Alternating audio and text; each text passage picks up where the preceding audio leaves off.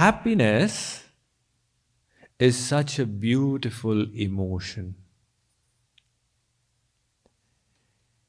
It moistens the heart with positivity, optimism, and hope. Happy people are naturally fulfilled at work and satisfied with their life. They experience a sense of gratitude, counting the blessings they have received. And that so often escalates to the emotion of euphoria. Without happiness, success is no longer sweet. We may surround ourselves with the opulences and luxuries of the world, but it doesn't fill the void in our hearts. And victory also provides no relish.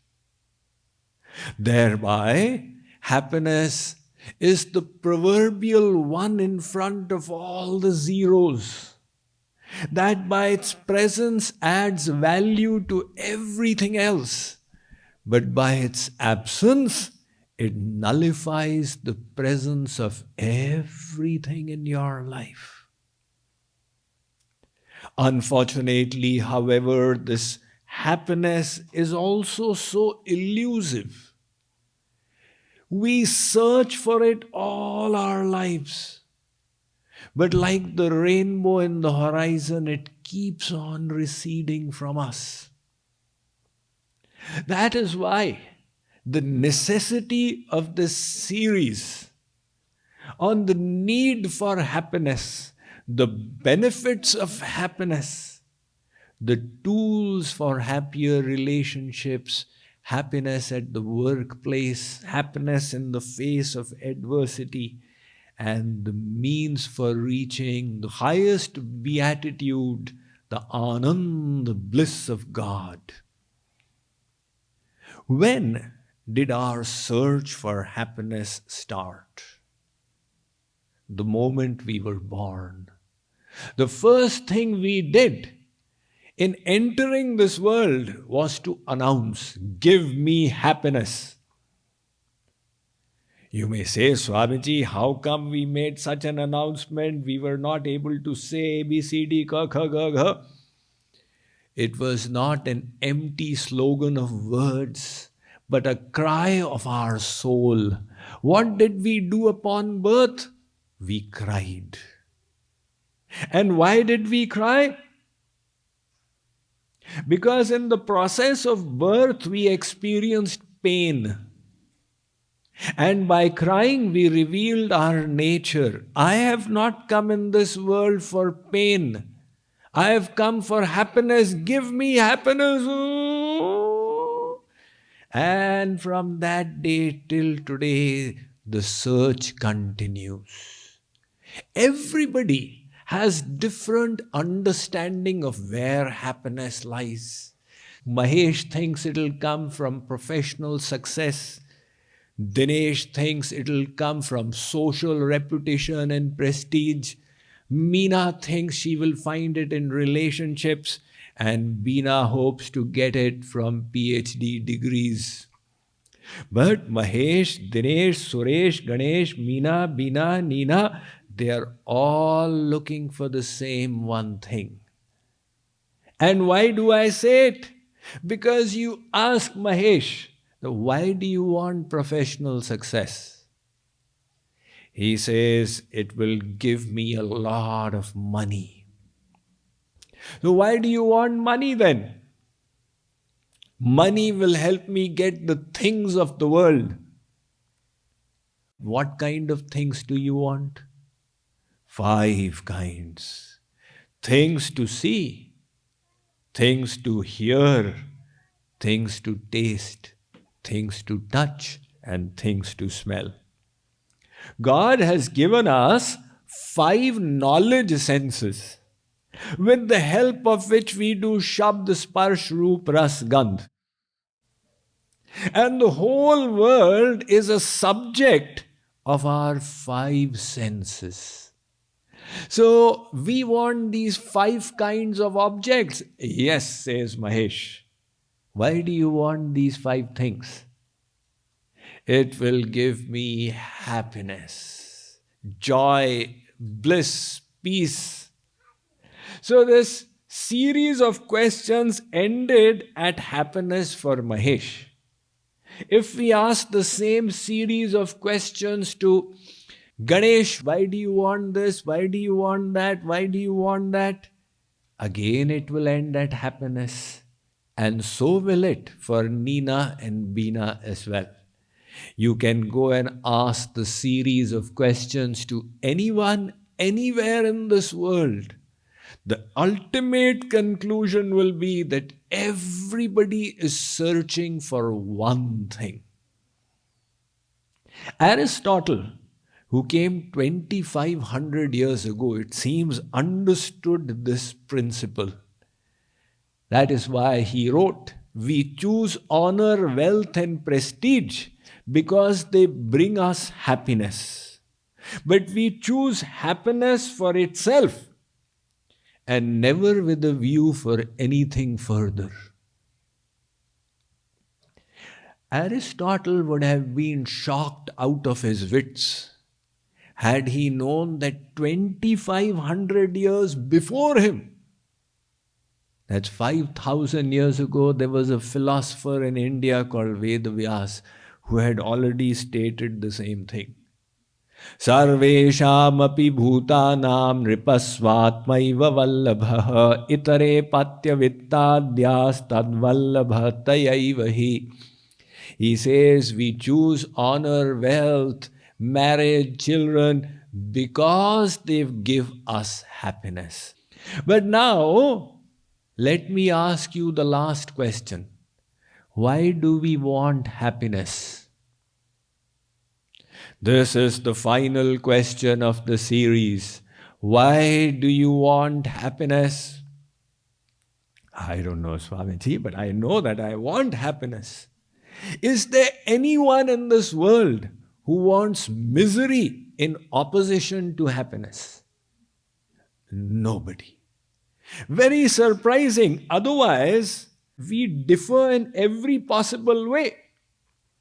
Our facial appearance is different. That is why your Windows, Face ID, Windows opens up because of it. I have tried so many times with reading glasses, without reading glasses, with tilak, without tilak. But somehow Windows can still recognize, welcome Swami Mukundananda. That means something about the face is different from the other 8 billion faces on the planet Earth. Our biometrics are also different. This little bit of skin on the tips of our fingers, it's filled with prints that differ from everybody else. Our voice harmonics are also unique. That is why I get into trouble very often. When I reach, somebody gives me a call, Radhe Radhe Swamiji, you've come to America. Yes, Radhe Radhe, who's speaking? You guess. How should I guess? Is this a video call? No, you have to recognize from my voice. So, he is assuming that Swamiji hears 50,000 voices, but he should understand from my Radhe Radhe that it's different from everybody else's Radhe Radhe. This is Amit Kumar. And invariably you also recognize your friends. In fact, our bodily aromas are also unique. We don't understand, but the dog does. You go to meet your friend, their dog looks and starts barking, who is the stranger? But then it comes to sniff you and remembers, oh, this smell, it's in my memory, he's an acquaintance. What I mean to say is, the Creator has filled so much of variety in this world. No two trees are alike and no two leaves of a single tree are matching. Yet, in this matter, we are all one. We all have one slogan of happiness. Did somebody teach us to seek happiness? As we received so many instructions while growing up. My child, you should not make halla gulla in pravachans. You should tell the truth. You should not steal. Did somebody teach us? My child, you must make happiness the goal of your life. It should not come about that you start running after misery. This instruction was never given to us. Intuitively we knew the purpose of our life, to be happy. And through the day, we do reverse activities, but the goal remains the same. Like, for example, presently you are sitting and listening to the lecture. Is it giving you a little bit of joy? At least just to make me happy in pretense, you can say, yes, Swamiji. But supposing I keep speaking till midnight, I'll be the only one left. Why are you getting up? Swamiji, your lecture became so boring that getting up is giving me happiness. So earlier you were sitting for joy, and when the joy dried up, you are now standing for joy. The activity has reversed, but the purpose has remained the same.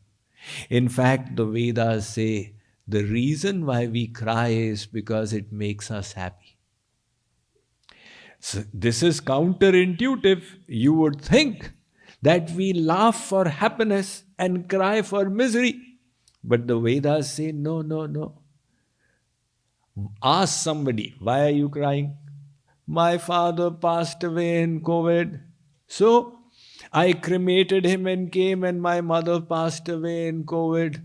So I cremated her and came, and my house got damaged in the storm. My question is, why are you crying? If there is misery in crying, you had one misery of father passing away, one misery of mother passing away, and now you want to add to this by the misery of crying? No, Swamiji, all these miseries that befell upon me, by crying, I am taking them out. It is giving me a sense of relief. Otherwise, if I don't cry, I will go crazy. See, when the distress went beyond certain limits, the person is crying and releasing it. And that is giving a little feeling of relief or happiness. So we even cry for the sake of happiness. This 24-hour pursuit has continued since the beginning of life. Now the most astonishing thing. This pursuit is not of one life. It's an eternal pursuit. The soul has no beginning. Just like God has had no beginning. Since when have we all existed? Ever since God has existed. And since when has God existed? Ever since we have existed. Since when have we and God existed? You can say since when even the question when did not exist since then. Because time begins upon creation. Before creation, there is no time. You make a watch and set it into motion. Likewise, God creates the world and starts time. Aksharat sanjayate kalaha. Before creation, there was no time, but the soul has existed since then. It means that our search for happiness is not of one life, but an incessant search over infinite lifetimes. That is why We need to get at the bottom of this puzzle of happiness. So before we dive into how to become happier, let me inspire you on the need to understand these tools by relating a few very tangible benefits of happiness. The first, happy people are healthier people.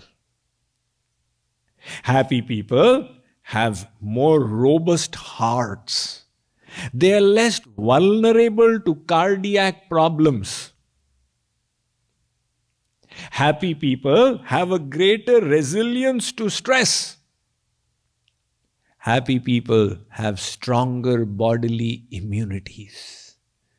A very vital point in pandemic times. Because you take one vaccine and then you come to know that the coronavirus has mutated. So you take the booster and then you know it has mutated again and then again mutated. So definitely we must take the vaccine, but at the same time must focus on enhancing your immunity. So how do you increase your immunity? There's a direct correlation between your happiness level and immunity.